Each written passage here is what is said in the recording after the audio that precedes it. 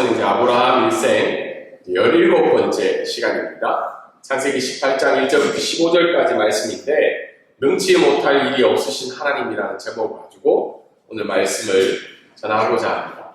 그래서 제가 이제 지난주에 캄보디아 프놈펜에 갔는데요. 물론 뭐 그 전부터 킬링필드에 대한 이제 이야기를 듣고 폴포트에 가는 책도 읽은 적이 있는데 거기 가서 이제 좀 더 이제 깊이 알게 된 거죠.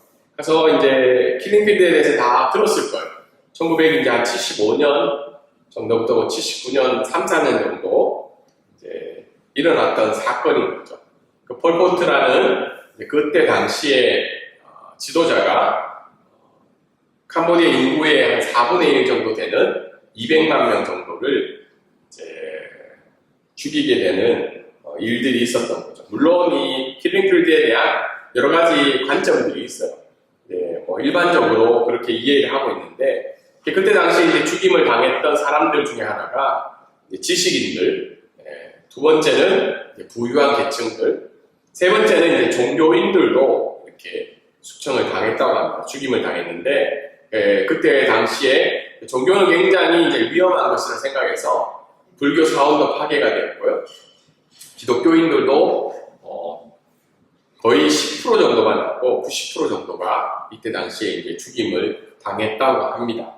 그래서 100년 전, 3년의 이런 어려움으로 말미암아 100년이 무너지게 되어서 그 당시에는 70년대만 하더라도 이 태국이랑 비슷하든지 아니면 한국에 비해서도 그렇게 차이가 많이 나지 않는 국가였음에도 불구하고 이 킬링필드 사건으로 말미암아 지금은 전 세계에서 아직도 빈민, 가난한 국가 중에 하나인 캄보디아로 남아있습니다. 그래서 학생들을 데리고 저기 그 고문 장소, 죽임 처형 장소로 사용되었던 이제 박물관, 원래는 학교였는데요.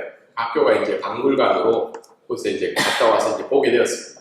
그런들 중에 하나님이 이 캄보디아 땅 가운데 참 이런 어려운 아픔들 속에 어떻게 일하고 계실까 생각해 봤는데 그때 이제 킬링필드가 일어났을 때 많은 이제 기독교인들이 죽임을 당하고 특별히 고통받는 캄보디아인들이 난민을 가게 되었어요. 도망을 가게 되었죠. 그 중에 이제 일부들이 태국 국경 안에 있는 난민 수용소로 가게 되었습니다. 난민 수용소에 수많은 이제 캄보디아인들이 어쨌든 피신을 하게 된 거죠. 근데 그 수용소에 이제 태국 정부뿐만 아니라 세계의 수많은 이제 NGO 단체와 기관들이 이 난민들을 돌보고 있었는데 놀라운 것은 이때 피난을 갔던 캄보디아 그리스도인들 중에 놀라운 이제 하나님의 역사가 있었던 거죠. 그게 뭐냐면 물론 이들을 통해서 많은 캄보디아 사람들이 예수님을 믿게 된 경우도 있지만 그것보다도 이 어렵고 힘든 시기를 통해서 캄보디아 현재의 교회 지도자들이 탄생이 되게 된 거죠. 준비 기간이었다기보다는 어쨌든 이 어려움을 통해서 현재의 태국과 캄보디아 교회 리더들이 생겨나게 된 겁니다. 그래서 제가 그런 내용들을 일반적인 역사와 또 캄보디아 교회 역사를 보면서 하나님이 우리가 보기에는 하나님이 일하시지 않고 또 우리가 보기에는 하나님이 역사하시지 않는 것 같지만 또 하나님의 계획 속에서 이런 놀라운 일하심들이 이 킬링필드 가운데 또 난민 수용소 가운데 우리가 보기에는 아무런 의미가 없고 자기의 생존조차 버텨나가기 힘든 그 난민 수용소에서 하나님은 캄보디아 교회의 지도자들을 지금 현재를 위해서 또 내일을 위해서 준비하고 계셨다는 사실을 발견하게 되었습니다.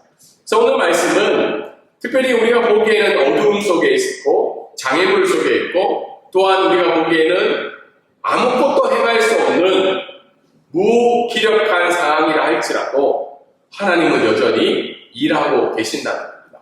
특별히 창세기 18장 14절에 나오는 하나님께서 이렇게 이야기하고 있죠. 사라에게 내가 능치 못할 일이 있느냐라고 질문을 던지고 있습니다.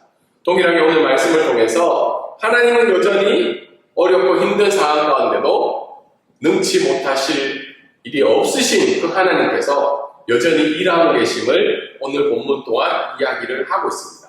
오늘 첫 번째 말씀은 한번 읽어볼까요? 시작! 능치 못할 일에 주신 하나님은 우리에게 찾아오시는 하나님이십니다. 오늘 읽은 18절부터 특별히 1절부터 8절까지의 말씀 좀 긴데요. 간략하게 말씀을 살펴보면 마무리 상수 나무들이 있는 곳에 찾아오신 하나님을 발견할 수 있습니다. 왜냐하면 거기에 누가 있었던 거죠? 아브라함이 있었던 거죠. 사실 마무리 상수의 나무는 이미 창세기 12장 13장에 아브라함이 그곳에서 뭐예요? 제단을 쌓고 여호와의 이름을 불렀던 것이죠. 그래서 아브라함은 여러 과정을 통해서 그곳에 다시 정착해서 살아가고 있던 중에 어떻게 해요? 그 마무리 상수나무 아래에 있던 아브라함을 향해서 하나님이 어떻게 해요? 찾아오고 계신 장면이 나오죠. 물론 17장에 어떻게 해요? 이미 하나님은 아브라함에게 말씀을 하고 계시죠.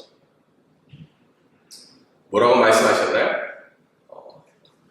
너의 후손, 특별히 사례의 몸을 통해서 아들이 태어날 건데 그가 나와 언약을 맺을 자라고 이야기를 하고 계시죠. 그런 다음에 어떻게 하나님이 다시 이 아브라함을 직접 찾아오시는 장면이 나오는 게 오늘 본문의 말씀입니다. 그래서 아브라함이 찾아오시는 이 하나님의 현존한 하나님의 모습을 한 사람들, 손님들을 어떻게 해요? 맞이하고 있죠. 맞이하면서 어떻게 이야기해요? 우리 집에서 좀 쉬었다 가면 좋겠습니다. 그러면서 또 4절은 어떻게 해요? 쉴뿐만 아니라 발을 씻기를 권하고 있죠. 근데 이때 당시 중동의 문화는 발을 씻는다는 것은 몇 번 설명을 드렸죠. 굉장히 귀한 의미죠. 그리고 발을 씻어준다는 것은 굉장히 낮은 자가 높은 자를 씻어주는 그런 의미도 있다고 합니다. 그래서 발을 씻기를 권하면서 나무 아래 쉬기를 권하고 있는 장면이 오늘 말씀 가운데 있습니다. 근데 쉬는 것뿐만 아니라 아브라함이 지금 뭘 준비하고 있죠? 음식을 준비하고 있죠. 물론 4절에 자기가 떡을 준비하겠다고 이야기했는데 사실은 아브라함은 이 떡뿐만 아니라 어떻게 해요? 여러 가지 음식을 준비하고 있어요. 특별히 아브라함이 준비한 음식 중에 고운 가루 세스아라는 이 가루인데 세스아는 단위를 이야기해요. 단위. 이 스아 한 스아당 한 8리터에서 16리터 정도 된다고 합니다. 그만큼 이제 양이 많은 거죠. 세스아는 20리터 이상이 되는 거죠, 최소한. 이거를 그냥 3명의 사람들을 위해서 떡을 만들고 있는 거예요. 근데 실제적으로는 이 세스아로 만든 떡은 아브라함이 데리고 있던 모든 사람들이 먹을 수 있는 양이었다. 그만큼 아브라함 마음에 어떻게 보게요? 준비를 해서 대접하고 있는 거죠. 그리고 기름지고 좋은 송아지를 있는데 사실은 이때 당시에 일반식으로 송아지를 먹지는 않습니다. 누군가가 특별한 사람이 찾아왔을 때 귀한 대접을 해주는 것이 송아지다. 우리 한국도 어때요? 누가 왔을 때 소고기를 대접했다면 굉장한 의미인 거죠. 근데 소고기 말고 어떻게 해요? 송아지 한 마리를 잡고 있는 장면이 나오고 있습니다. 그리고 젖과 우유가 있는데 이 중동 시대에는 어떻게 해요? 이 사막이나 이런 데서 더위에 지친 사람들에게 낙타를 통한 어떻게 해요? 염소와 양을 통한 젖과 우유는 굉장한 의미를 가지고 있습니다. 그리고 신선하기도 하고 지치고 필요한 그 육체를 어떻게 해요? 다시 회복시킬 수 있는 음식 중에 하나라고 합니다. 아무튼 최선을 다해서 지금 음식을 준비하고 있는 아브라함이 나오고 있죠. 그리고는 아브라함이 음식을 내와서 그 손님들에게 식사를 주고 있는데 아브라함은 어떻게 하고 있나요? 옆에 서서 시중을 들고 있다고 오늘 성경을 이야기하고 있습니다. 8절에 보면 서서라는 말이 나오고 있다. 아무튼 이게 이제 오늘 읽은 그 모습인데 오늘 말씀을 통해서 우리가 알 수 있는 것은 첫 번째는 이제 찾아오시는 하나님에 대한 내용들이 나오고 있습니다. 첫 번째 하나님의 말씀이 찾아오고 있는데 하나님이 어떻게 해요? 아브라함에게 나타나시니라고 이야기하고 있죠. 그 전에는 어떻게 해요? 환상 속에 아니면 아브라함의 비전 속에 꿈 속에 나타나셨는데 지금은 어떻게 해요?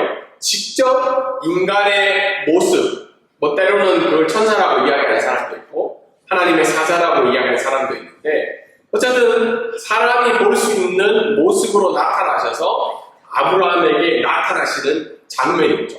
오늘 저기 사진에 보면 어떻게 해요? 아브라함이 그 사람들에게 찾아간 게 아니라 세 사람이 어떻게 해요? 상수리 나무 아래 쉬고 있는 아브라함에게 찾아가고 있는 장면이 나타나고 있습니다.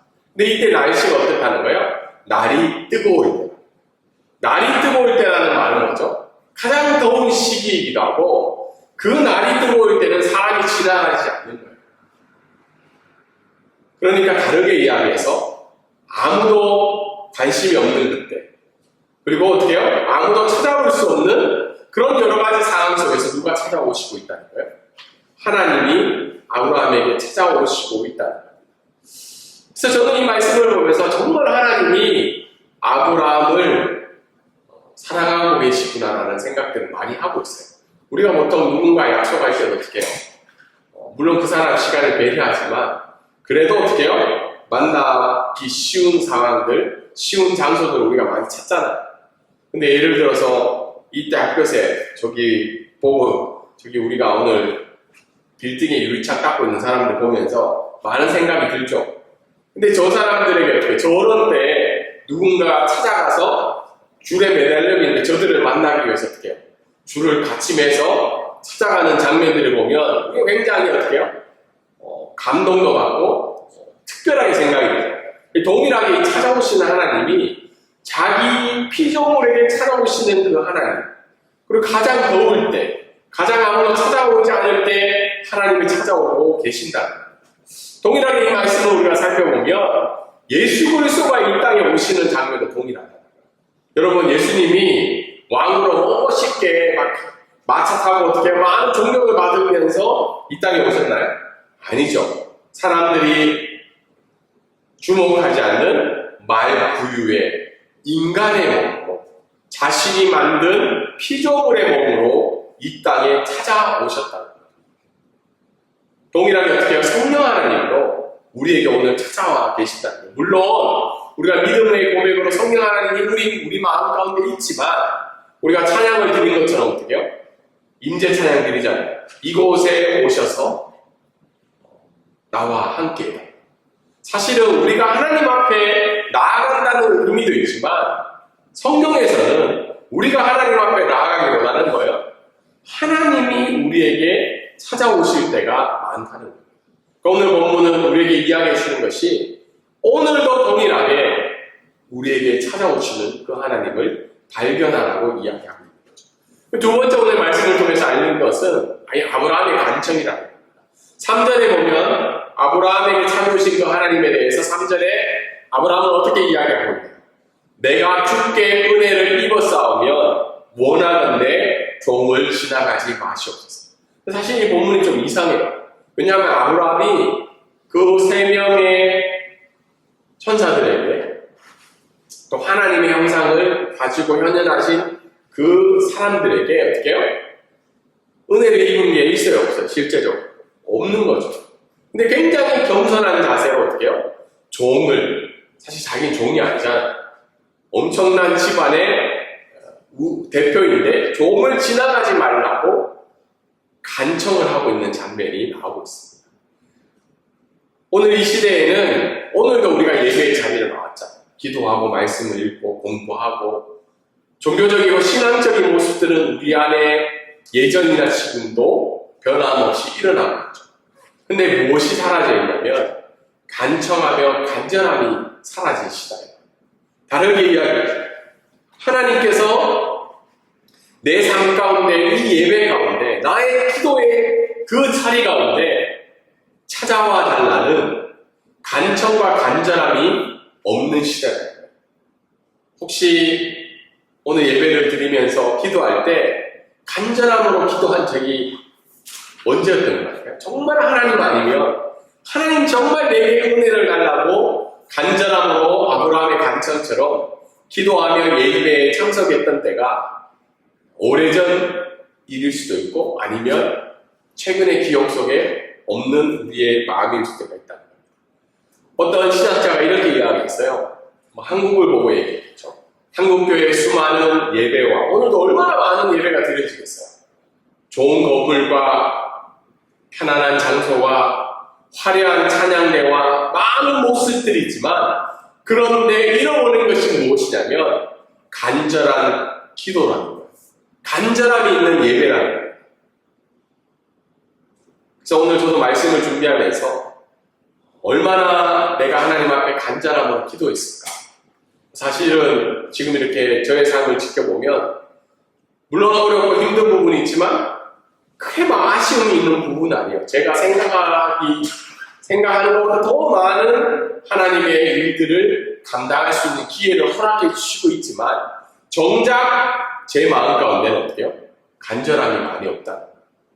하나님이 믿고 살아가는 인생의 여러 가지 문제 속에 간절함으로 눈물을 흘리며 기도하지 않는 저의 모습이 보일 때가 많다는 겁니다. 동일하게 여러분 마음 가운데도 기도할 때, 찬양을 드릴 때, 또 이 시간에 예배 드리러 들어올 때마다 어떻게 해요?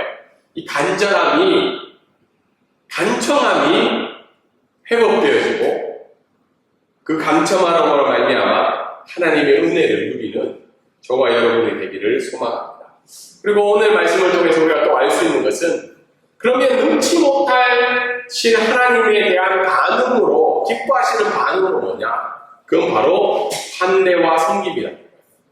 오늘 아브라함의 반응을 보면 굉장히 민망할 정도로, 부담스러울 정도로 준비하고 있죠. 간청하고 영접하죠. 초대하고 어떻게 해요? 발을 씻기고 음식들을 엄청 준비하고 큰 잔치상을 만들고 있죠. 거기 성경에 나타난 단어 중에 이렇게 말이 있습니다. 급히라는 말. 아브라함이 급히. 그리고 아브라함이 속히. 아브라함이 달려가서. 그리고 마지막에 또 아브라함이 급히라는 말을 쓰고 있습니다. 그만큼 아브라함의 말이 어떻게 해요? 아브라함의 태도와 아브라함의 마음이 엄청난 환대와 섬김을 이 나그네들에게 베풀고 있는 장면이 나타나고 있죠. 그래서 이 환대와 섬김은 다르게 이야기해서 죽음에서 생명을 구하는 행위라고 이야기합니다. 다르게 이야기하면 이 나그네들이 아브라함이 하나님인 줄 알고 했냐 안 했냐에 대한 논란들이 있어요. 근데 아브라함이 행한 행위들을 보면 그 나그네들이 어떻게 해요? 그 사막과 더위 속에서 지쳐있지만 어떻게 해요? 그 환대와 섬김은 그들은 어떻게 해요? 죽음에서 생명을 구하는 행위의 환대와 섬김이었다. 만약에 그들을 모른 척하고 일반 사람들이었다면 모른 척하고 환대하지 않으면 어떻게 해요? 그들은 그 더위 속에서 지쳐가고 결국은 죽음으로 갈 수 있는 어려운 상황 가운데 있다.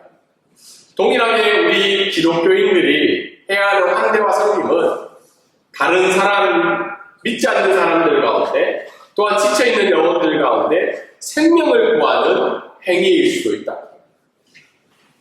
마태복음 10장 41절에 이렇게 쓰여있죠. 또 누구든지 제자 이름으로 이 작은 자에게 하나에게 냉수 한 그릇이라도 주는 자가 있다면 내가 진실로 너희에게 이르노니 그 사람이 결단코 상을 잃지 아니하시리라 하시니라 이야기하고 있죠. 냉수 한 그릇이잖아요. 근데 이 냉수 한 그릇이 어떻다는 거예요? 생명을 살리는 냉수 한 그릇. 여기에 배경들을 보면 베들레헴과 예루살렘에 있던 지역들은 건기 때에는 굉장히 메마른다고 합니다. 그래서 베들레헴과 아브라함에 있는 사람들은 어떻게 해요? 이른 비와 늦은 비에 의존하는 사람들이었죠. 하나님이 아침 저녁으로 비를 내려주시지 않으면 너무 가물어서 가축과 사람들이 죽어나갈 수밖에 없는 산지였다. 근데 그런 산지에서 어떻게 해요? 냉수한 그릇은 어떤 의미예요? 전부를 주는 의미예요. 물이 없는 상황 가운데 물이 충분하지 않는 가운데 냉수한 그릇은 어때요? 전부예요. 그 전부를 드리는 환대와 섬김이 어떻게 해요? 받는 사람들에게는 죽음에서 생명을 구할 수 있는 냉수 한 그릇이야. 동일하게 우리가 능치 못한 하나님을 믿는 사람들의 반응은 그냥 내게 남은 것들을 주는 것이 아니고 내게 남은 시간과 마음과 생각을 나누는 정도가 아니라 어떻게 해요? 나에게 있어서 중요하고 소중한 것들을 나누어서 어떻게 해요? 그 목적은 뭐예요? 다른 사람의 어려움과 심지어는 죽음까지 구할 수 있는 생명을 구하는 환대와 섬김이 되어야 된다는 거예요. 오늘날 많은 교회들이 어떻게 해요? 우리끼리가 많죠. 저희 교회도 우리끼리만 많이 하고 있죠. 우리끼리가 많고 다른 사람을 향한 섬김이 필요하다 하지만 어떻게 해요? 내가 손해보지 않고 내가 나눌 수 있는 범위 내에서 시간이 허락하는 그 상황 속에서 어떻게 해요? 것들을 나누고 있는 많은 모습들이 있다. 그래서 하나님이 기뻐하시는 반응은 환대와 섬김이었다. 초대교회 속에 제가 한번 말씀드린 적이 있었어요. 내가 그리스도인이라고 이야기하면 그 사람은 최소한 3일간의 숙박과 식사를 제공해 주었다. 내가 그리스도인이라고 이야기만 하면 그래서 서로의 환대와 섬김을 통해서 그리스도의 사랑이 나타나고 그 사랑으로 말미암아 믿지 않고 강팍한 로마 사람들의 마음을 녹여가기 시작했다. 그래서 결국은 로마가 어떻게 돼요? 기독교를 공인하는 국가가 되어가는 거죠. 오늘 두 번째 말씀을 한번 보도록 하겠습니다. 두 번째 말씀 한 목소리를 읽도록 하겠습니다. 자, 시작. 능치 못할 일이 없으신 하나님은 웃음으로 바꾸게 하시는 하나님이십니다. 오늘 9절부터 15절에 보면 하나님이 다시 묻죠. 내 안에 사례가 어디 있냐고. 사라를 이제 묻고 있는 거죠. 어디에 있냐? 사실은 알고 계실까요? 모르고 계실까요? 알고 계신 거죠. 그 사람들을 보면 아브라함이 이 나그네들을 영접하는 장면 속에 보통 일반적으로 문화 속에서는 여성이 같이 환대를 할 수가 없었어요. 그래서 사라는 어느 지역에서 어때요? 아브라함이 나그네를 환대하고 있는 장면들을 지켜보고 있었던 거죠. 그러면서 10절과 9절과 10절에 어떻게 해요? 그가 이르시되, 하나님이 이르시되 내년 이맘때 내가 다시 돌아올 건데 내 안에 사라에게 아들이 있을 거라고 이야기를 하고 있죠. 근데 그 이야기를 누가 듣고 있나요? 사라가 듣고 있는 거죠. 근데 11절에 보면 그 이야기를 듣고 있는 아브라함과 사라의 상황을 얘기하고 있죠. 육체적인 상황은 뭐죠? 나이가 너무 많아 늙었고 여성의 생리, 그러니까 폐경이 왔다는 거죠. 그래서 12절에 어떻게 해요? 사라가 그 이야기를 들으면서 어떻게 해서 속으로 웃고 있는 거죠. 그 전에 아브라함은 어떻게 해요? 대놓고 썼는데 사라는 속으로 웃는 거죠. 비웃고 있는 거죠. 그러면서 자기의 상황을 어떻게 얘기하고 있나요? 내가 늙었다. 내가 늙었다. 늙었다. 늙었는데 어떻게 하자고. 그래서 14절에 하나님 뭐라고 했냐요? 그 비웃고 있는 사라를 향해서 여호와께 눈까지 못한 일이 있겠느냐라고 이야기하면서 다시 한 번 더 아들이 태어날 것을 이야기하고 있습니다. 그러면서 15절에 어떻게 사라가 그래서 하나님 물으실 때 거짓말하죠. 내가 두려워서 그런 적이 없다라고 이야기를 하고 있는 내용입니다. 오늘 이 말씀을 통해서 우리가 알 수 있는 것은 하나님은 동일하게 우리에게 묻고 있다는 거예요. 사라가 어디 있는가? 다르게 얘기해서 뭐예요? 너는 어디 있냐? 9절에 보면 내 안에 사라가 어디 있느냐 대답하여 장막에 있나이다. 그 장면이 나오고 있죠. 제가 여러 사진들을 보면서 그림들을 보면서 이게 제일 적합하더라고요. 표정이 어때요? 막 이렇게 행복해서 막 기대하는 표정이에요, 얼굴이. 조금 약간 뭐지? 뭐라고 하는 거야? 이런 내용인 거죠. 사실은 17장에 하나님이 아브라함에게 얘기하고 있죠. 내가 이맘때 아들을 낳겠다고. 그러면서 18장에 아브라함을 찾아오신 이유는 바로 사라에게 다시 동일하게 이야기를 해 주시기 위해서 오늘 장면들이 나오고 있죠. 이 말씀을 통해서 하나님은 동일하게 우리에게 물으십니다. 너는 어디에 있느냐? 너는 지금 예배하는 자리에 있고 너는 하나님의 말씀을 듣는 자리에 있지만 내 마음과 내 믿음은 어떻게 해요? 나를 신뢰하느냐고 질문하고 있는 거예요. 그 질문이 바로 너는 어디에 있느냐라는 질문. 그래서 우리가 동일하게 오늘도 예배의 자리, 기도의 자리에 나왔지만 하나님은 동일하게 묻고 계신 거예요. 너는 어디 있느냐? 내가 너와 맺은 언약을 너는 믿느냐라고 질문을 던지고 있습니다. 그리고 이 말씀을 통해서 우리가 또 알 수 있는 것은 어떻게 해요? 비웃음을 웃음으로 만드시는 하나님이죠. 12절에 보면 어떻게 해요?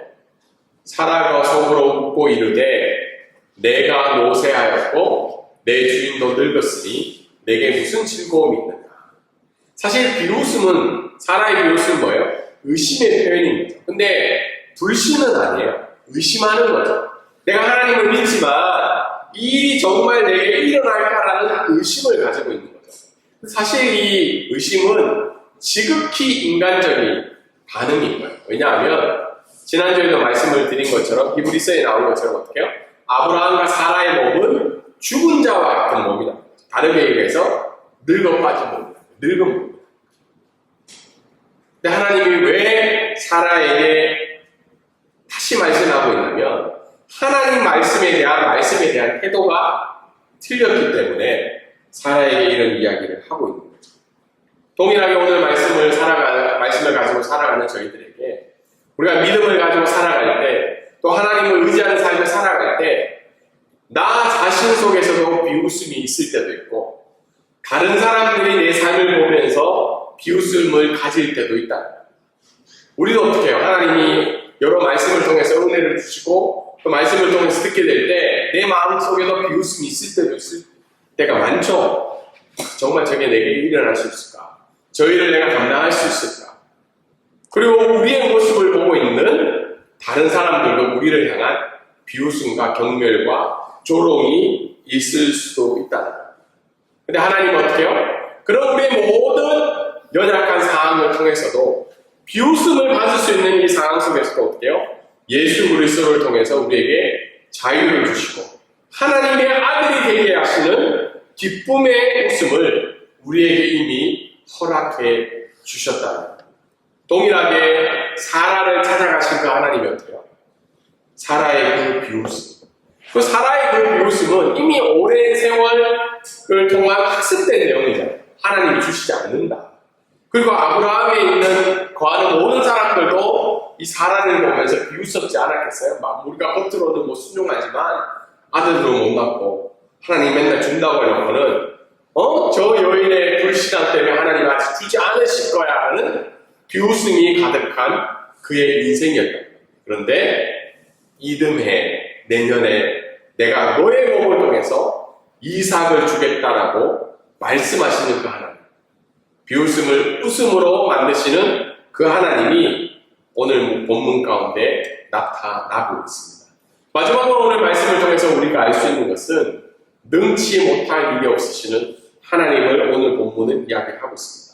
능하지 못한다는 말은 우리가 두 가지를 생각해요. 하나는 인간의 노력과 관련된 것이 아니라 능하지 못하시는 하나님.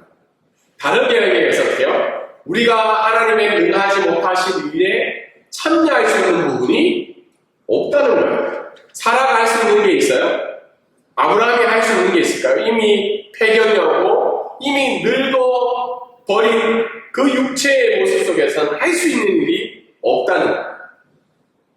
인간의 노력과 관련된 게 가끔 우리가 찬양을 부를 때 그럼 내가 과연 무엇을 하나님 앞에 해야 될까 고민할 때도 있지만 그건 내가 노력해서 되는 일이 아니라 다르게 얘기해서 한 부분은 뭐냐면 하나님께 나의 소망을 적도록 강요하는 게 아니라 다르게 얘기해서 할게요. 능하지 못하시기 때문에 내가 어떻게 해요? 소망하고 기도하는 제목 적어서 하나님 앞에 던져놓고 이거 좀 해주세요. 여우슬 램프에 어떻게 해요? 지니처럼 내가 빌고 이래서 다 이거 해주세요. 그래서 능하지 못할 거예요. 이런 게 아니라는 이 능하지 못할 일이 없으신다는 하나님이라는 말은 하나님은 기이하시고 신비로우시고 초자연적인 하나님이시다. 이 하나님의 속성을 고백하고 믿음으로 나아가는 게 능치 못할 일이 없으시는 하나님을 믿는다. 다시 설명하면 이 말씀을 들었을 때 어떻게 해요? 이야, 내가 사거나 투자하거나 아니면 내가 해결할 수 없는 거 하나님한테 기도하고 그럼 하나님이 해결해 주실 거야. 이런 하는 고백이 아니라 내가 믿는 하나님은 이 모든 생각과 계획과 능력을 뛰어넘으시는 하나님이기 때문에 그 하나님을 지금도 어떻게 해요? 내가 신뢰하고 믿을 수 있다는 그 고백이 오늘 본문 가운데 나타나고 있습니다. 다르게 해서 하나님은 사라를 향해서 너의 생각과 계획과 너의 육체 한계를 뛰어넘는 나를 신뢰해라. 지금 당장 내 눈앞에 네가 원하는 결과가 없다 할지라도 내 인생을 이끌어가는 나를 능치 못함이 없으시는 그 하나님을 믿고 나아가라고 오늘 하나님은 아브라함과 사라에게 다시 한번 이야기해 주고 계신다는 겁니다.